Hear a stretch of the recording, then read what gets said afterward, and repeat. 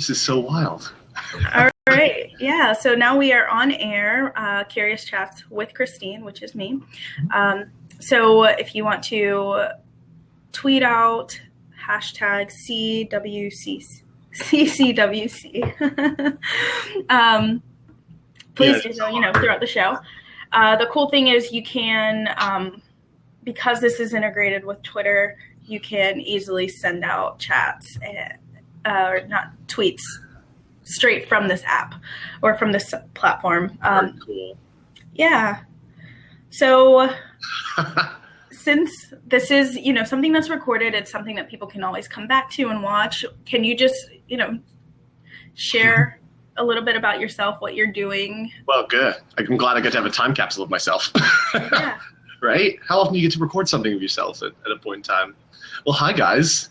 My name's Al Smith. I'm a traveling musician by trade. I make my money playing on the street, and it's a lot of fun. It was about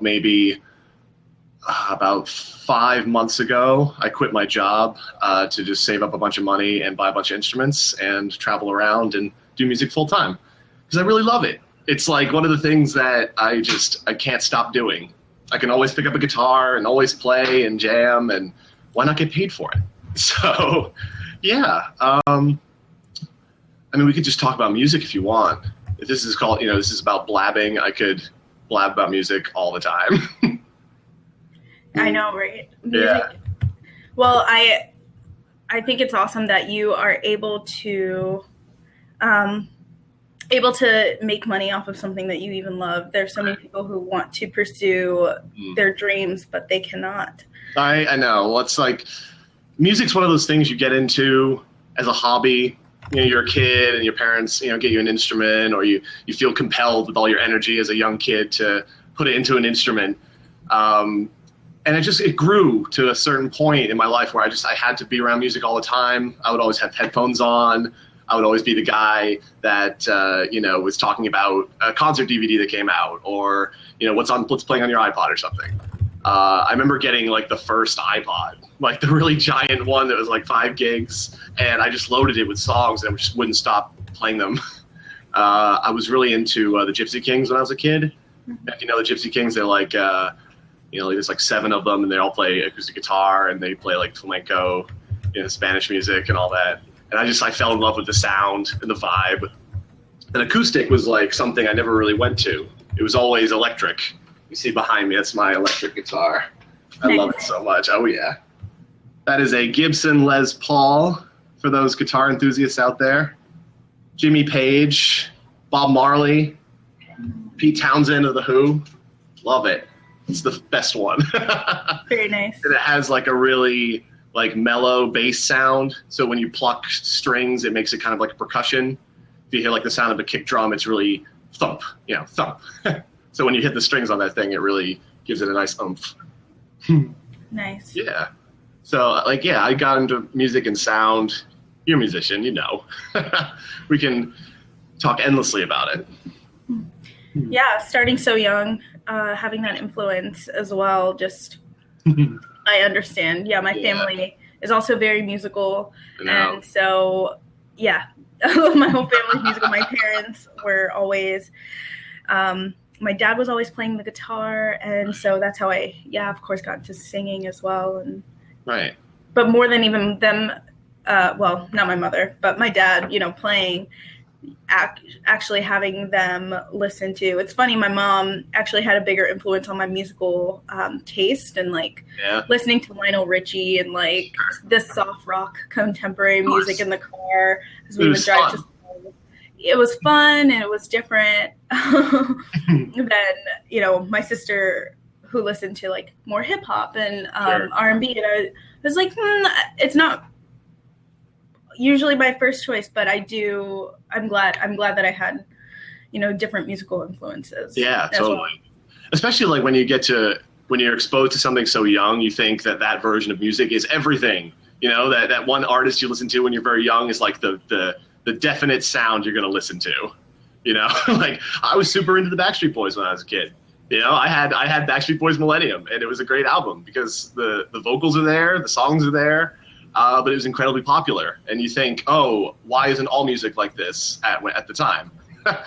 So like when I first found out about David Bowie, I was like, oh, this guy can be glam. He can be an out there kind of character about music, but still be a guy who's very intelligent about music and wants to create a business and, you know, wants to create a giant persona. So I loved how you can be super silly with music, but like it's super serious at the same time, but you can be really silly about it. And I've always been kind of silly. I think musicians are a lot of kids who, you know, just never grew up. They find a way to play all the time. And that's what you hear about. You know, when you hear musicians coming together and playing, it's literally that. You can just come together and play and jam, and that's what this whole thing for me has been about. And so how does traveling fit into your musical ambitions? Yeah, well, that's like, I should say, a few months ago, my family became U.S. citizens. So I had a really big desire to see the country. I wanted to know what the U.S. was all about, and I've only seen bits and pieces of it. You know, like the standard, you know, you go to California, you go to San Francisco, and of course, San Francisco is nothing like all of California. And you go to Las Vegas, and you think that's all Nevada is, and it's not that. So I love to camp. So I love to go out into nature and see, you know, what's out there. So I decided just to like get in my car, load up with a bunch of gear, I'll save up, you know, a couple $1,000 just to make sure I have like a safety net in case something goes wrong. You know, my car breaks down on Route 66. I can definitely get something done out there. But most of it is literally for food and gas. I'll pull up on a service station on the highway. I'll bust out my acoustic, or I'll put my electric out there. I have a generator and a battery, you know, like lights, banners, all that kind of thing. So when I pull up with this car, it's like a whole show, and people really gravitate towards that. Yeah. And I'm sitting right now, but if we get playing, I move around and like get really energetic with it. So it's a fun atmosphere, and people seem to enjoy it. But I get to do that around the country and see all these different people and see how they react to music. And it's been super positive. Yeah, right now I've been from Maine in the north to Massachusetts to DC, and then I went to Pennsylvania for a while. So it's been like the East Coast, but it's still been very different. You know, I wouldn't expect you to start in, you know, Massachusetts, come to Washington, D.C., and then go to Washington, Seattle. And then exactly. No, it's like, you got to see all the stuff in between. I had a roadmap planned out. Like I was going to go from D.C. probably to Nashville, then maybe Chicago, Austin, Colorado, Nevada, you know, Vegas, L.A., Seattle's where I wanted to end up because I just generally like cold weather. You know, so I like being a little chilly, you know, get to wear my jacket and all that. So I like that atmosphere. California's pretty cool. And like, if we're going to get weird about it, I like thinking about California as a place where people who had a desire to really go across country and to leave what they had behind, you know, the adventurous people, they all went west and they kept going and going and going until they hit California where they couldn't go any farther. So the wave kind of turned in on itself. So a lot of weird people ended up there. You know, they're the people that couldn't go any farther. So yeah, so I really dig that kind of mindset. Yeah. Is there a song that you always play? Oh wow. Yeah. Like go ahead and play it. Well, you know, you gotta play Don't covers. tell us, do it. Oh well. Even if it's just covers, I usually sort of meld them all together in one general song. So I usually start off in A minor, which is like a lot of cool songs are in A minor. You know, actually, I could probably use this looper. I got this loop. Actually, you guys probably would be interested to see this. This is the whole setup. If you look down here, that on the ground there, that red thing is a looper pedal. It basically takes what my guitar plays, it goes into that, and I can like loop phrases on itself. And all that stuff is plugged into, if you can see, this giant speaker that's behind my sleeve. There you go. So you play that, and I can just do a bunch of jams. So like, it wouldn't be a song like a cover, it'd be start playing a jam set, and a song comes out of it. So I'll like, start hitting the guitar, make a little rhythm.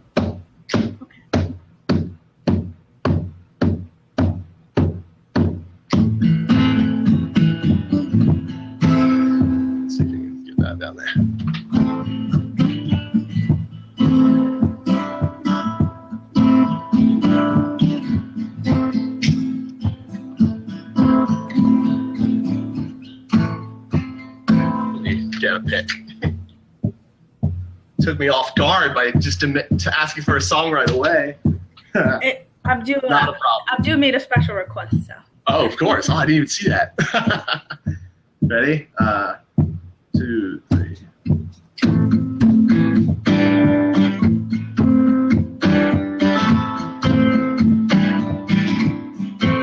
Oh, this looks all messed up. Hold on. Sorry. You know what? I'll just take you to the intro of the acoustic. Ready?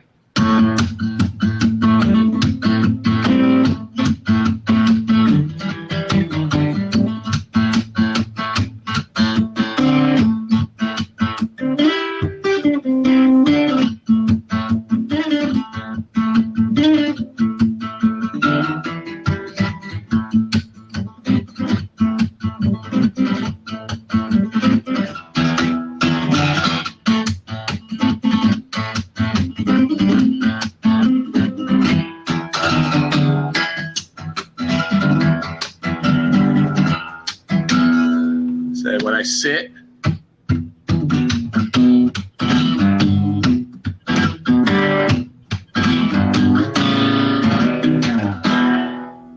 Nice. little basic, but we'll get there. Very nice.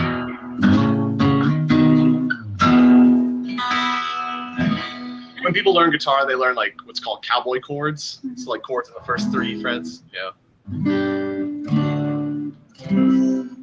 That kind of stuff. That sounds Yeah. No worries. magical.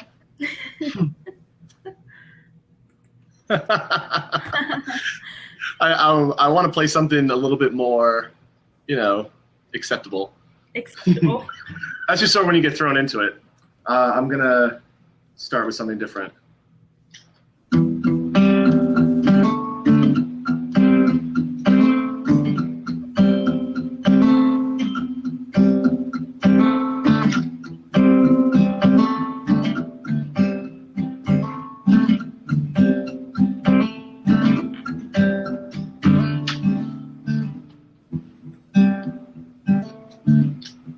You hear that all right?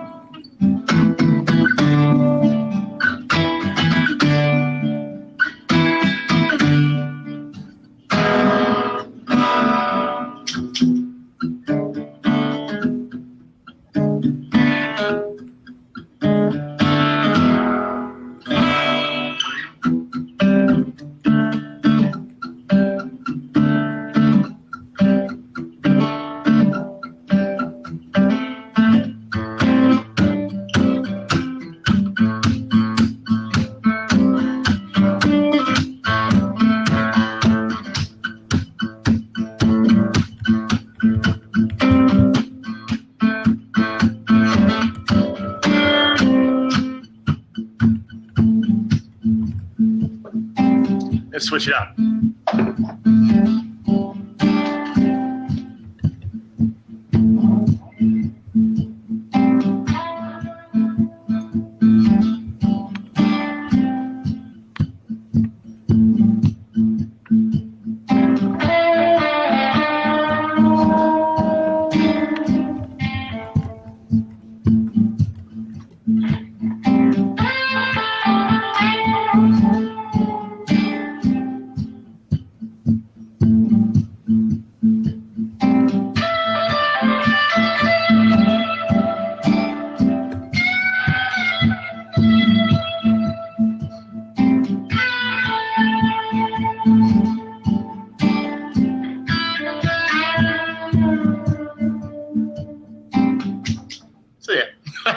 Very, little demo. Very nice. Uh, I mean, you could do that for always, and I would just, Thank you. I'm guessing the number of claps. Yeah. That means something. Exactly. That's so fun. Exactly. But that was like a basic, you pick a key, you jam over it. It's very simple to do. A lot of people go out there on the street and they'll do songs and covers, which is more acceptable. Yeah, you gotta play what the people want. If you go out there and blow people away with a good jam, people will get it. Yeah. Yeah. And do you sing when you do these shows, or do you just play? Like the setup I have here isn't the full setup. Usually I have it's called a vocal harmonizer pedal. So the pedal itself is a little box, and when you play a guitar, it'll read the chords that you're playing, and if you sing a melody into it, it'll harmonize based on the chords that you're playing. It's a really fun pedal. I love it. It's very good for live setup and outside when you need to fill out your voice. But I have a terrible voice. I mean, it's okay, but it's not like, something I just go out and make that my main thing. If people wouldn't accept it. I think raw guitar playing is definitely the way to go. Yeah. Playing and singing I found is not very easy. Yeah. Not easy right? at all. Yeah. I love it. And so what do you make connections with people as you're traveling? Have you connected with anyone, or has anyone come up to you and said, "Oh my, that was so touching," or any inspiration? Oh yeah, well, it's like that where I meet a lot of people who they'll see me play on the street and they're like, "Oh, I wish I had the courage to do that." I wish I had the ambition. I wish I had all these things to play music. And I'm like, I can only sit there and say, you can. Anyone can. I do it because I really love it. And I think a lot of people really love it too, but they'll find a lot of excuses not to. Mm-hmm. That's life. You got to make money and have a living and be comfortable. And sometimes you got to be a little uncomfortable to get what you really want. And I was uncomfortable working a regular job. I was working at a radio station where I was just making, doing PA work, trying to climb up a ladder in radio and realizing radio wasn't the place to be anymore. Yeah. So I'm like, you got to be on the internet now. You got to do this kind of thing. How about an hour? We have an hour to talk. That's wild. I find myself talking really fast because I feel like it's like an interview. So it's not. So Q&A, I suppose, ish. I know, right? But it's a fun conversation to have in person. Mm-hmm. When you're just hanging out and you talk with people about music. You're going to get a really lively discussion. Yeah, and I like when people tune in as well. That way, there's often more interaction from the people that are also tuning in. But don't worry, I still have questions for you. Oh, no. Actually, I was going to say about the people that I've met along the road. Exactly. One of the main things I like about this rig is that I have the opportunity to sort of put other people's instruments in with me if I want to. Like, if someone shows up with a guitar, I would more than happy to play with them. I love it when people come up and they're like, "Oh, can we jam for a bit?" Or I was in Provincetown in Massachusetts over the summer doing a lot of work there. And this guy comes up with a conga drum. And he just had a conga drum with him. He didn't, no one else was with him. He wasn't playing on the street. He was just had this drum with him. So he came up, he sat down, and started playing with me, and it sounded really great. I used to be with other musicians as well. In Massachusetts, where I'm from, all my friends there are musicians, and I'm the one that sort of left to go do my own thing. Mm-hmm. So they're still back there, and I hope to see them again soon. Yeah. But anyone out there, if you have an instrument, find me. I'll be in your town. Yeah. I should say, follow me on the Twitter, that thing up there. Follow me on that. I'm awful with it. I'm awful with Twitter. I never really post anything because I'm not a social media kind of person. Yeah. But I'll try and update wherever I am. And if there are people out there looking to jam, mention Blab. Yeah. I'll know who you are. True. Yeah. I love it. Right?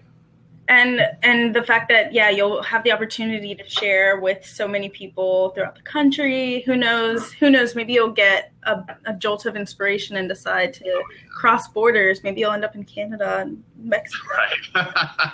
Well, I am a British citizen, so I do get into Canada with special treatment, I think. Special treatment. It used to be a territory. True. It still is. I'm pretty sure Queen Elizabeth's still on the currency in Canada. I'm pretty sure it still is as well.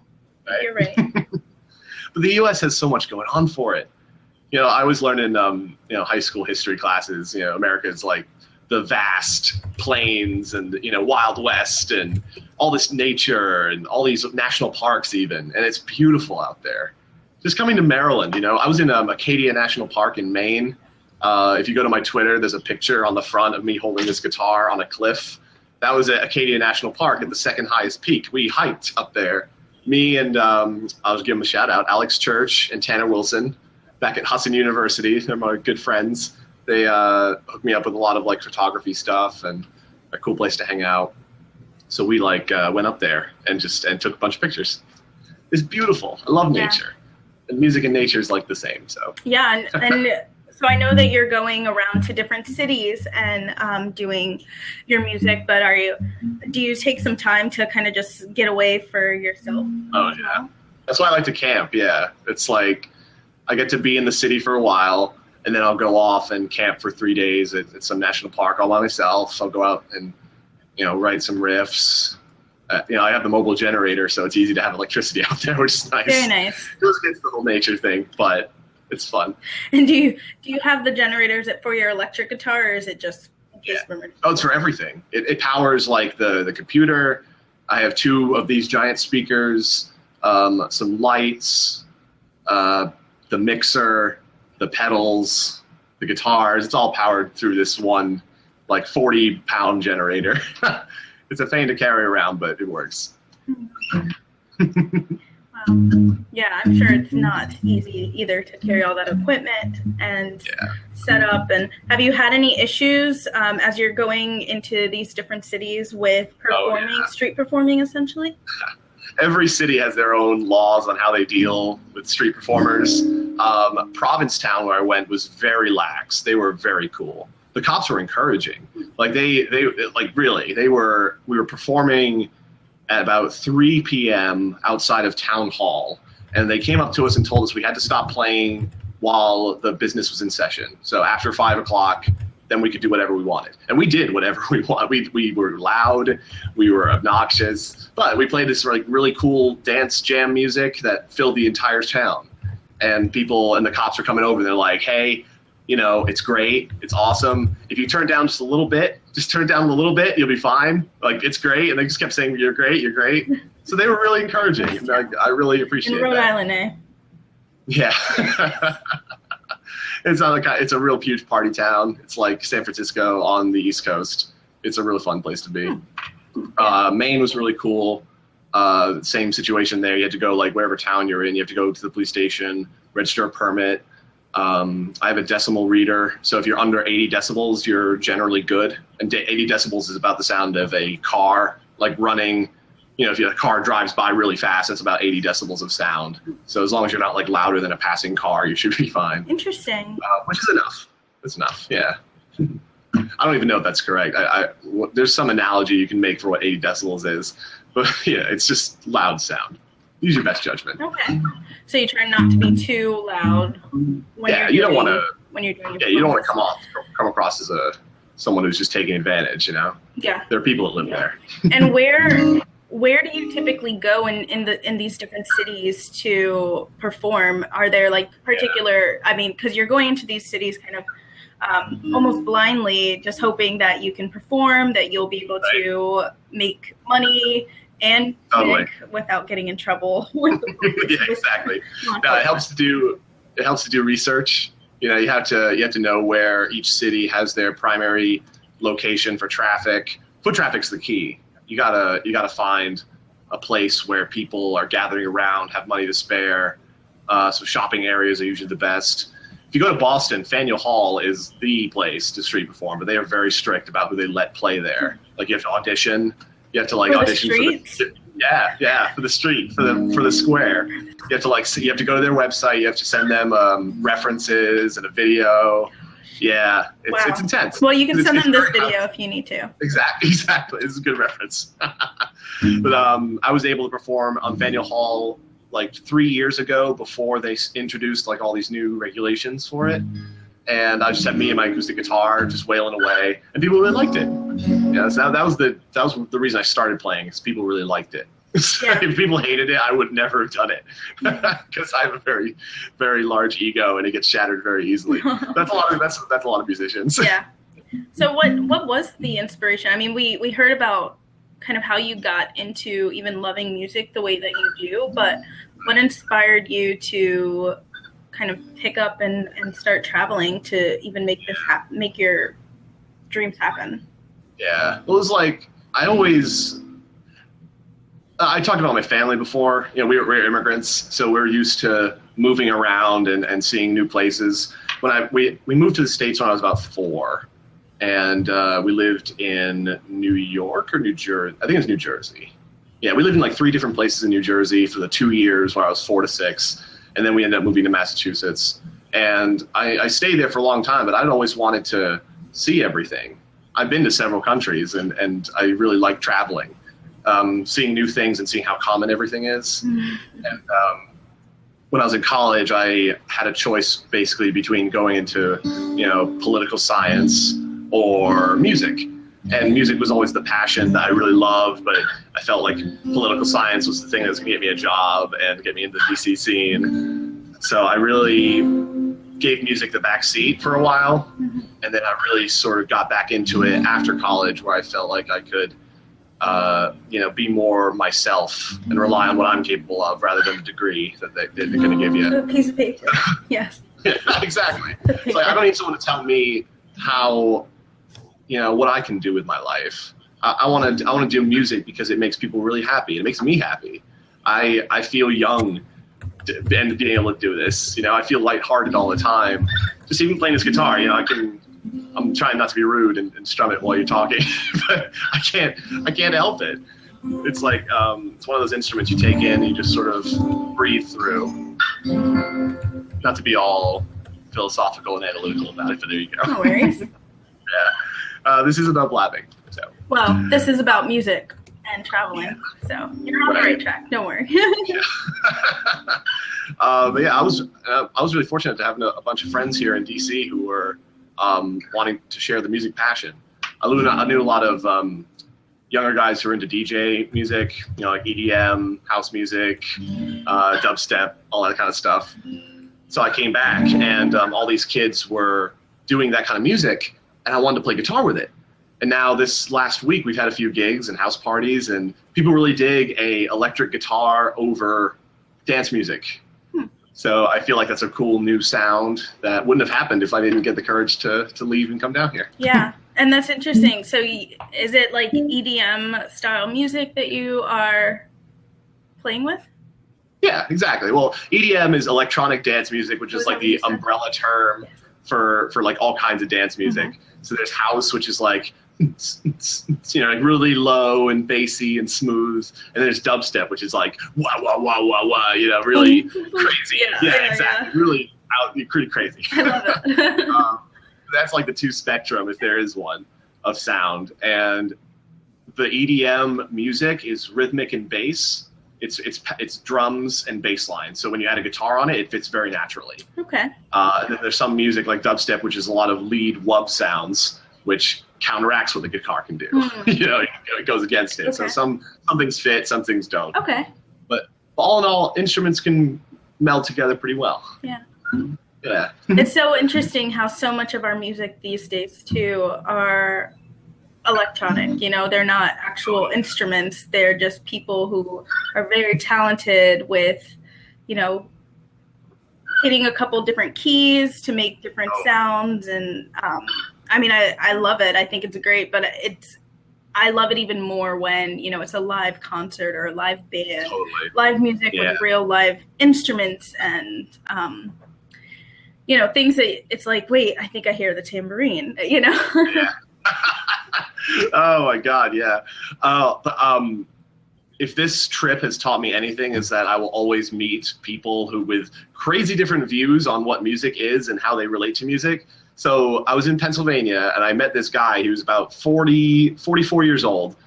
And he told me he doesn't like live music. Now, I don't know what that means, but how can you go to a live show and not like it? You know, I can understand. Yeah, like I can understand it's like a band you're not interested in seeing, but even the worst band, if they perform well, will give you a great live show. Yeah.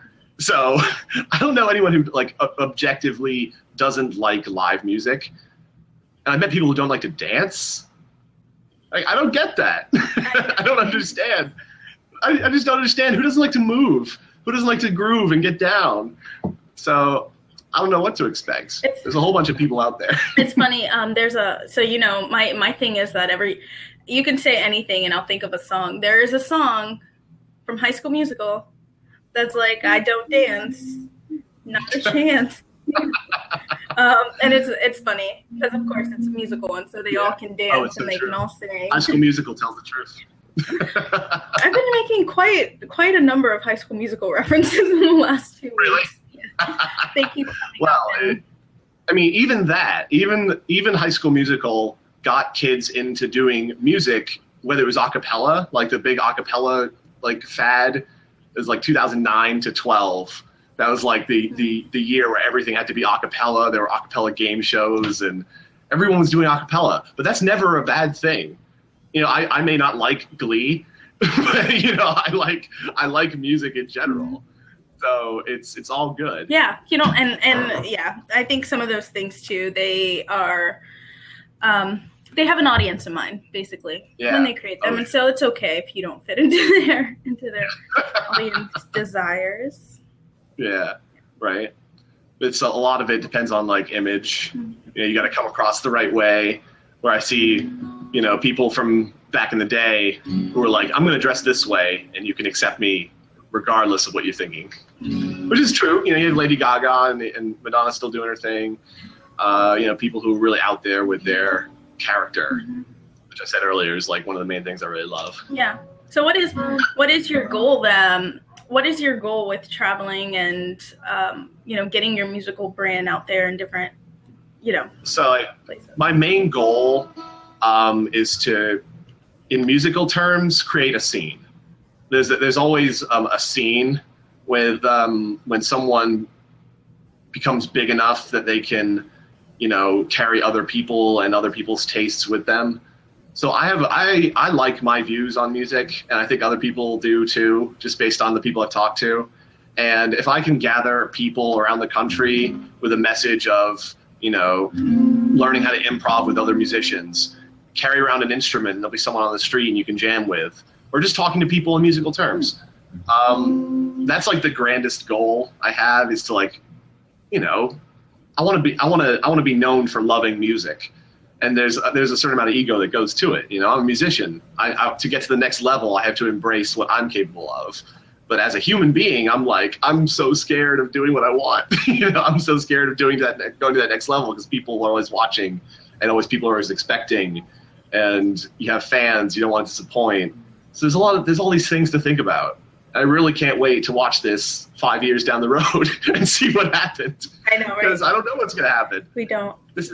Yeah, right. This is one of those things where you just go into it, and life happens whether it does or not. Yep, and honestly, now is the time. You know, now is the time to take those risks, really.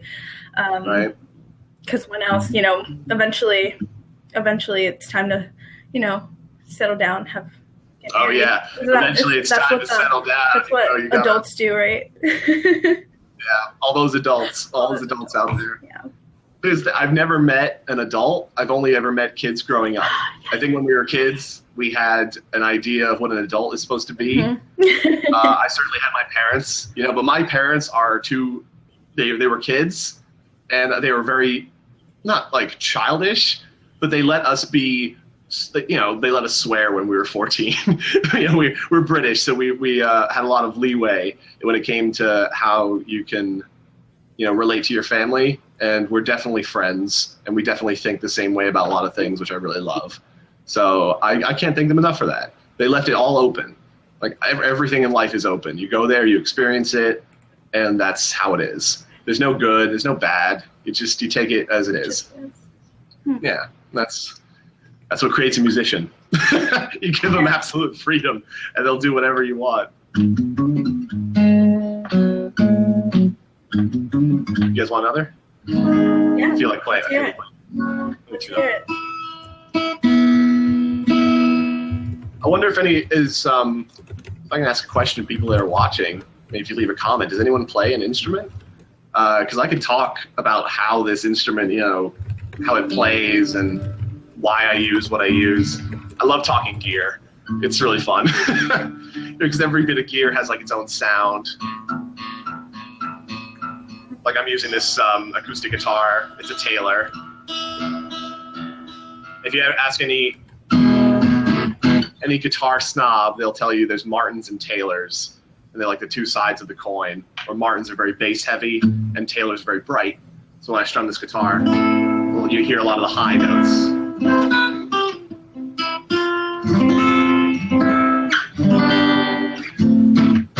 All right, let's try something.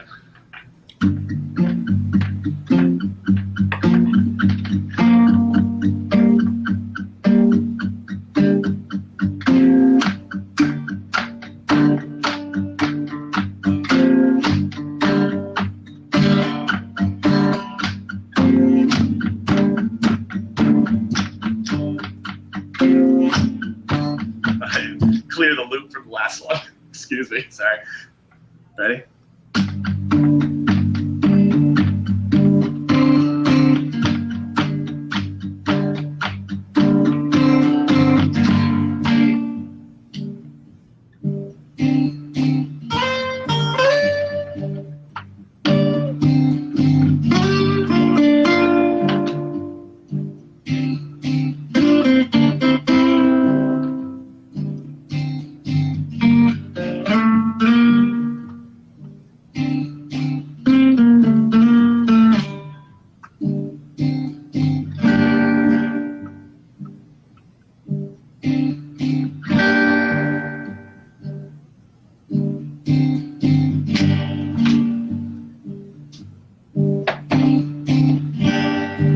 Switch.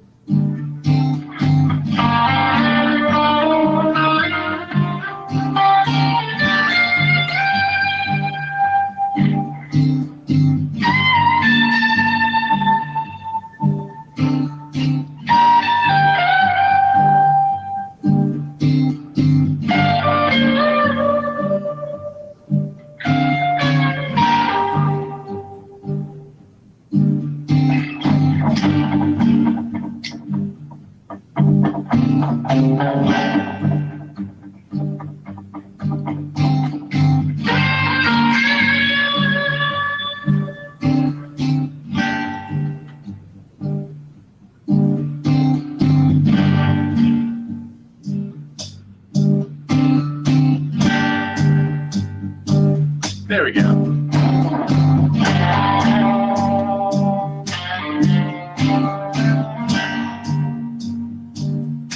Full drop.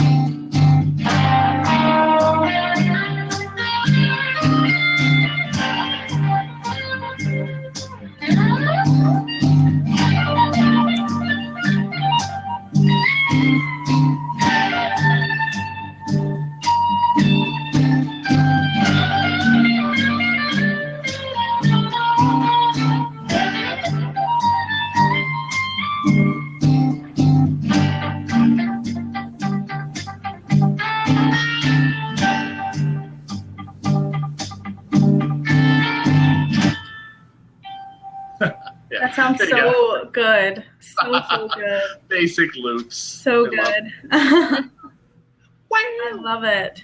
Yeah. Wow. Good times. So talented. I love it. You're too sweet. I love it. Yeah. And have you, I mean, you kind of talked about collaborations that you've done already. Any you plan on doing? I know. No plans on more? Plan on collaborating with. Oh, yeah. Oh, exactly. Well, for one, I know this girl who we're trying to write a song together, and it's going all right. I think we need a few more practices, but we'll get an open mic in here or there. Okay. She's very talented. I can't wait to see what comes about of that. Yeah. But yeah, you know, I've the main one in Halloween. My friend Jared and I are going to be doing a DJ set at a big festival, so that'll be a good intro into the festival scene. And if you are interested in music out there and you want to go somewhere where you feel the spirit of music is alive in everyone you meet, go to a festival. It doesn't matter which one, because they're all basically the same. Like, a lot of them are larger than others, so there's a little bit more mainstreamness going on, you know, with security and all that kind of stuff. But if you go to a nice festival, you'll have your mind blown in the best possible way. Nice. It's really fun. The people there are very loving. Everyone there treats each other like an artist. Yeah, it's a cool place to be.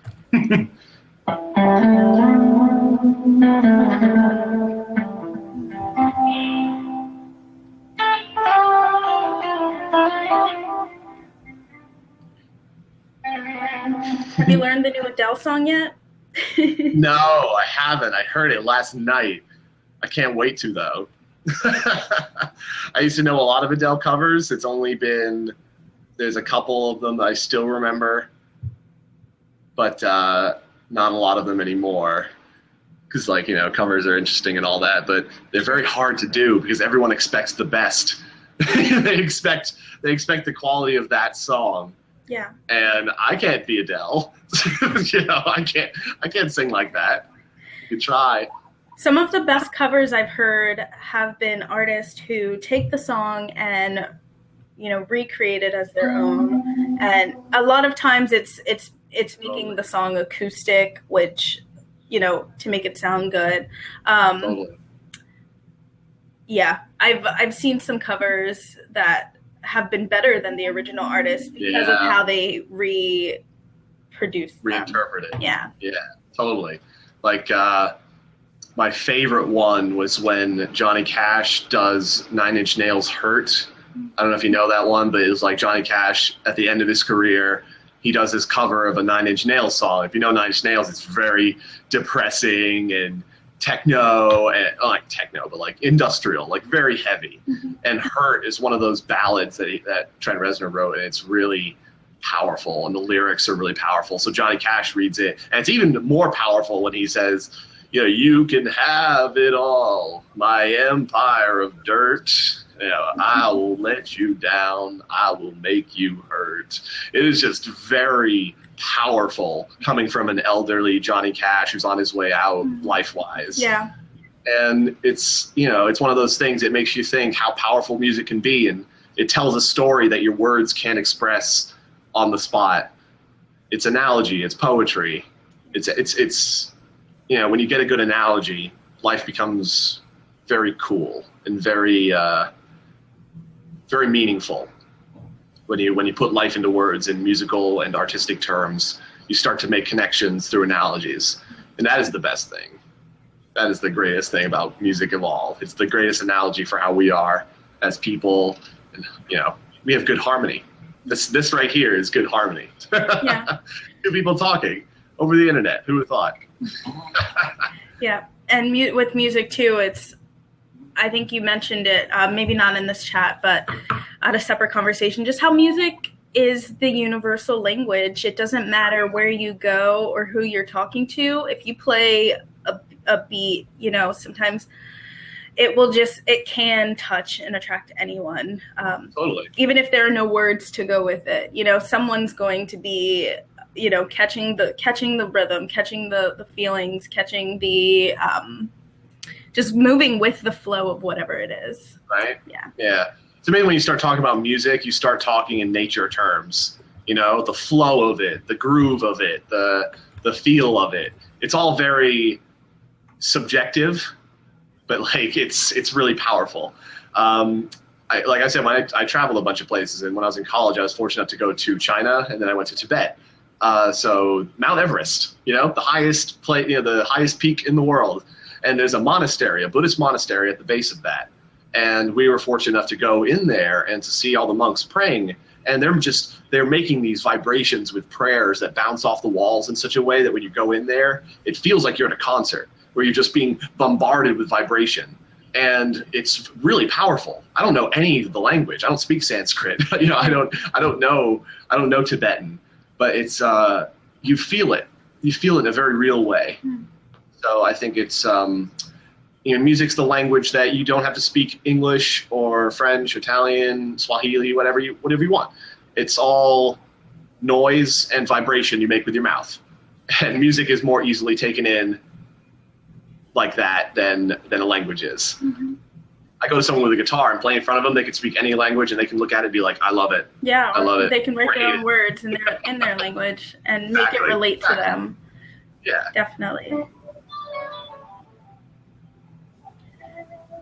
I can, there's a song I can do. It's like a groove. I pre-record a lot of stuff so I can like bust it out in a jam session without having to, structure all the stuff. Let me find something on here you guys might like. Something short, because I love talking. But I'm sure people want to hear some stuff too. Let's see here.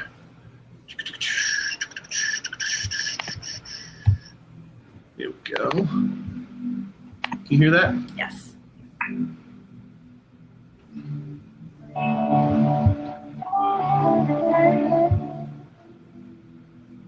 I like a lot of really soft sounds, like synthesizers and, those soundscapey kind of vibes.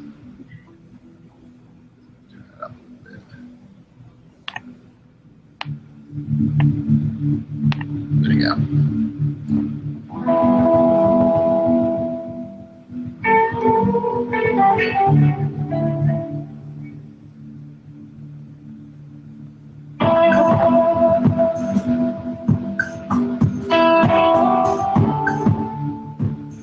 Imagine it's like 10 o'clock at night, you come out of a bar, and you hear this coming from down the street.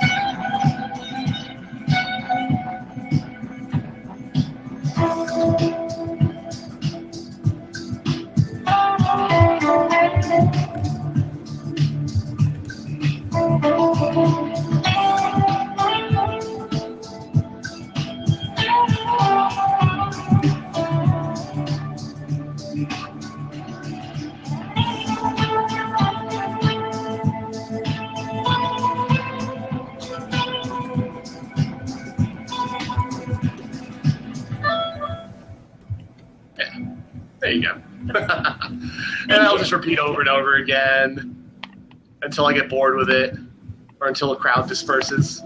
I'll leave that playing in the background. Yeah. I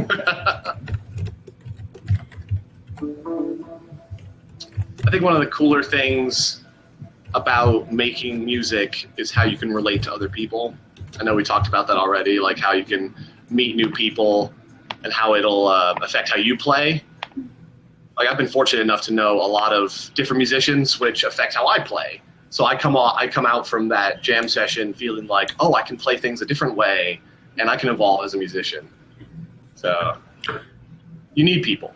Definitely, and we learn from each other. What are like the top 3 things that you've learned from other musicians? And if anyone who's watching has any, anything that they've learned, or if they're musical at all, please feel free to share. Oh, well, My favorite thing I've ever learned is how to deal with people in a recording session. Or, you know what, take it a step further, dealing with musicians in general. Because, as I said before, musicians are definitely more kids than adults. So you have to manage people's expectations of where their talent's at. You can't be too abrasive. You can't be too, do it right. What does that mean? Just do the thing right, or you're playing it wrong, or stuff like that. So learning how to treat people in a recording session was invaluable. I felt people, like I've had sessions where I snap on people because we haven't eaten for a while. It's really hot in the room. It's like going on 5 hours. You're trying to record the same freaking guitar part, and people get really testy, and bands break up because of that. Bands will just destroy each other because they have a lot of competing ideas and how they want to be musically. So if you can my advice would be, if you know what your style is, and you have a very good sense of where you want to be musically, you have to let people know that when you're creating something that comes from your head. So them as musicians can come in and feel like they can play into what your ideas are, but when they want to make something, you have to participate in their ideas. And the best bands can really meld that. And like people like the Rolling Stones, they can get along great, and they have issues here and there, but they've been performing together for years. Or you can be, like the Eagles, where they've been performing together for years, but they drive in separate cars when they come in for a tour because they hate each other. So there's the give and take. There's people asking. Bring food into the room. Oh, that's actually a big deal in a lot of places. If you are renting a studio, you cannot bring food or drink because it will ruin the equipment. A lot of people spend thousands of dollars on just the mixing board alone, and there's so many holes in the thing, like physical holes that things could fall into, that cleaning it is just unbearable. So a lot of places, if you have a studio that you're renting, they don't let you do that. But if you have, like I was fortunate to have, yeah, electricity and water don't mix, or any, a Subway sandwich and a bunch of cables will not go together very well. But it's like, like my first studio space was in this warehouse, which used to make bullets during World War II. It was in Framingham, Massachusetts. So the entire warehouse it's a construction warehouse now, and then half of it is rented out to musicians. So in that warehouse, there were no windows, completely insulated, because there's a lot of metal work going on in there, a lot of chemical work. So the room gets very hot in the summer. So you're in there with a bunch of musicians. You're wearing like no clothes because it's all just, you're just like sweating, and it sucks because you have to try and make something. You have to try and make, some music, and you're there sweating and not thinking straight, and suddenly you snap at somebody the wrong way, and your band's over, and that's it. What are you gonna do? So there's a lot of that. There's a lot of competing egos. If you ever meet a musician, you'll know. You'll know. There's a lot. Yeah. I get that. I could see that. Yeah. And imagine what it takes to be a musician, though. It's like everything that you put out comes from you. There's no putting the blame on someone else if your record doesn't make it. You can blame someone for how it was sold or how the promotion went or whatever. But at the end of the day, if you make a bad record and you make a bad song, you have to live with it, and you have to put up with people's crap for it. So people are gonna judge based on what material you put out, and you can take it so personally. Like if a person doesn't like what song you're playing, I take it personally. I'm not like, it's not something I can handle a lot of the time because it's me. It's like, oh, you don't like me? You don't like my essence of my life based on my playing? So a lot of musicians deal with that, and some people, when they get to a certain level, they can put that off and act like those people, because people are going to always hate. Yeah, I guess. I think the important thing too that you said was earlier was that you want to be known for loving music, not necessarily the skills, which you do have as well. But I think once you I grew them myself. Yeah. Once you're doing what you love, I don't think it even matters, the output will kind of match the quality. Right. Essentially, people are going to buy your album if it's good, if you have good songs, if you're producing good, but they're also going to see how genuine you are, how passionate you are, and like how I guess, buzzword authentic you are in your music. And it's all about authenticity. Yes. But that's so weird because, like, if you're going to be really authentic, you have to forget about a lot of the people that came before that were really famous, they seem authentic, but they have a persona that goes well beyond what's authentic to them. You know what I mean? So a lot of people now, like Lady Gaga isn't authentically Lady Gaga. She is authentically whatever person she is. She's authentically Lady Gaga. Just whatever her real name is, she's not that anymore. Yeah, exactly. She's not that anymore. It's like, The Edge from U2. It's like one day he just woke up and it's like, hey, you guys are going to call me The Edge. You guys, I'm going to be called The Edge from now on. Yeah. All right, The Edge. Okay, we'll call you that now. People change their names, which I always thought was very strange. Mm-hmm. And my name's Al Smith. It's the most generic name ever. It's like, it's just blank. And every time I always heard that name, I always felt, everyone else has all these cool names. Like you could be a Xander or something. I just never felt, it felt really weird doing that. Yeah. Well, I think I'm just reading the questions awesome. Here. So my Pick Life has asked about playing guitar and singing. Oh yeah. Torment being good. Yeah. It's weird how you consider Torment. Like I consider like the best songs that I can write or the best like jams that I come out with have always been in like the morning at 4. 4 a.m, you're tired and you're beaten down. And you're like, I'm not thinking straight. My head's in a really crazy space. And suddenly you just feel free to play something on the guitar that eventually becomes a really good song. So like you can, I think probably if you're talking about Torment, you probably like Kurt Cobain, probably the most tormented soul, to make art, and then the art, comes from the angst and the, angst is such a shitty word for it, but the anger of where music is can propel some really powerful art. And that comes from a lot of places. Like, just being angry about stuff. Like the first punk bands, they were all about that. 1976 rolls around, the Sex Pistols come on the scene in England, and they're all about, I am an anarchist, I am an anti-Christ, like just really angry, screw the state, screw the Queen, all that stuff. And it was all raw energy. I watched a documentary about the Sex Pistols, and they didn't know how to play their instruments. They didn't know what they were. They just were like angry guys who drank and did drugs and were having fun and produced angry music. And that spawned an entire generation of people who were punks.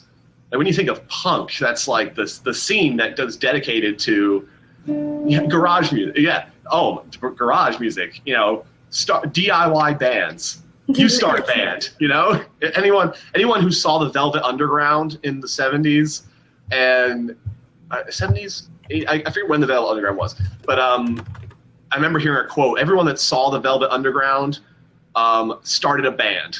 They weren't super popular in their day because it was Andy Warhol and they were all, really out there. It was in the Factory, and Lou Reed is just like this, dramatic poet who's kind of a dick to deal with in real life, apparently.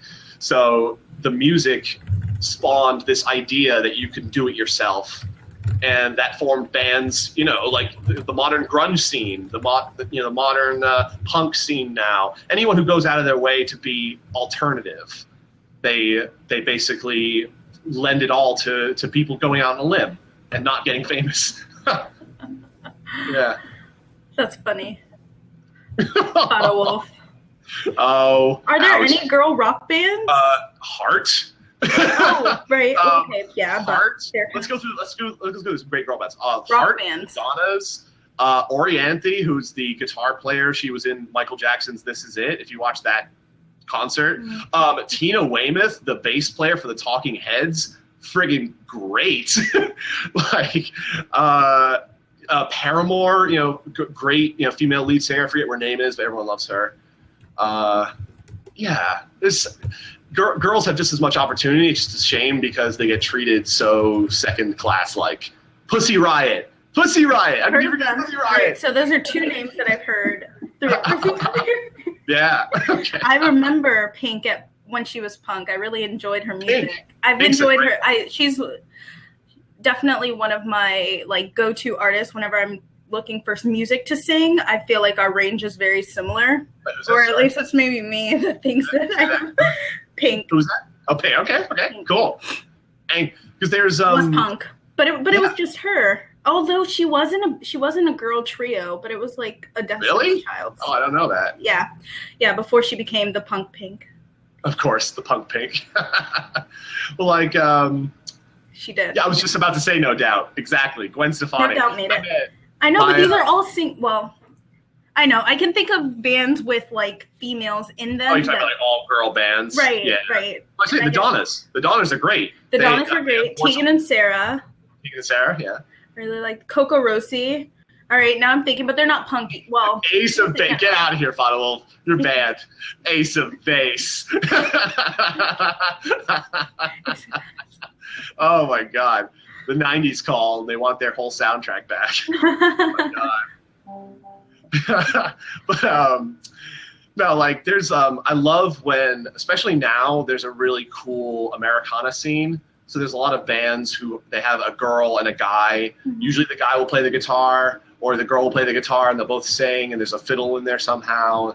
There's a lot of really cool, pure sounds going on. We're talking about authenticity. There's a real push for, not produced, not radio mainstream bullshit, It's got to be soulful and folky almost. It's got to come from the heart. So a lot of bands like Honey Honey and the Civil Wars, you look them up, they look exactly the same. They're the same band, but they produce music that's really, really great. Yeah. Yeah. So. And more to come, I'm sure. Yeah, exactly. Music never stops. No. There's a really cool idea that when I was getting into music and how to plan out what genre to really get into, I was reading about music philosophy and how there are a lot of ideas about how music trends flip.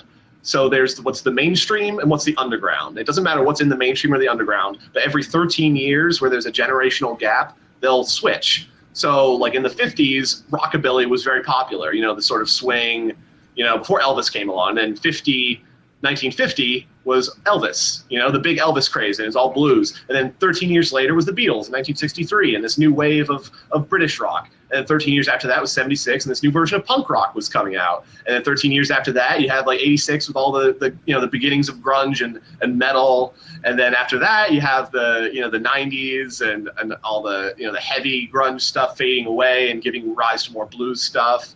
And then on to now, where you have a new phase of blues music. And all of those were underground, and then they became mainstream, and then a bunch of bands get started because it's so mainstream and they feel like they can do something different, and then the things that are underground and different then become mainstream. It's just it's a percolating bubble of musical ability. So, yeah. And you cover... Disco! I will not forget disco. I'm sorry. I totally... Yeah. I love disco. Bee Gees. The Bee Gees were my first ever CD that I bought with my own money. Love the Bee Gees. They were so good. Tragedy! The feeling's going, you can't go on, it's tragedy. So good. So much fun. the bass, yeah. Oh, there you go. Bass player. You got to play it. If you're a bass player, the disco is the best era ever. Boom, just funky. So funky. Yeah. Any closing thoughts? I know this is only an hour, but I could talk for forever. Yeah. And thank you so much for doing this with me. Of course. So it's, Al has been traveling throughout the country and is going to continue, traveling throughout the East Coast so far and going to be traveling throughout the country doing music and performing. Maybe he's coming to your city, who knows? And I am just here to help you out.